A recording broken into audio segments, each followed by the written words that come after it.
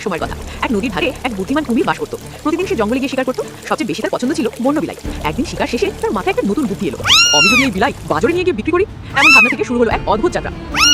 প্রথম দিন সেদিনও কুমির জঙ্গলে গিয়ে চুপচাপ লুকিয়ে পড়লো। সামনে হাঁটছে একটা বনের বিলাই। কিছুটা জানার ভঙ্গিতে কুমির নিচু হয়ে আস্তে আস্তে এগিয়ে এলো, ঝাঁপ এবং শিকার ধরলো।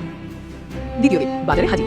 পরদিন সেই শিকার করা বিলাই কাঁধে নিয়ে কুমির এসে হাজির হলো গ্রামের হাটে। সামনে সাইনবোর্ড লাগিয়ে দিল, তাজা বিলাই, আজকের শিকার।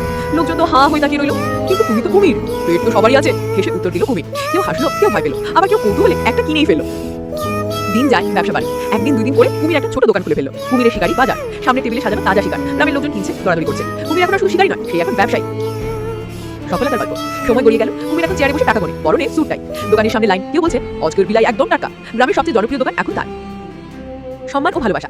একদিন গ্রামবাসীরা কুমিরকে সম্মান জানাতে এলো। ফুলের মালা, ছবি তোলা আর একটা ব্যানার। আমাদের বলবো ব্যবসায়ী কুমির। লাজুক কুমির মাথা নিচু করে হেসে বলল, ধন্যবাদ, কিন্তু আমি এখনো প্রতিদিন। একটা কুমির শুধু মাথা কাটিয়ে শিকারি থেকে ব্যবসায়ী হয়ে উঠলো। গল্পটা আমাদের শিখিয়ে দেয়, চেষ্টা আর বুদ্ধি থাকলে সবাই পরিবর্তন সম্ভব।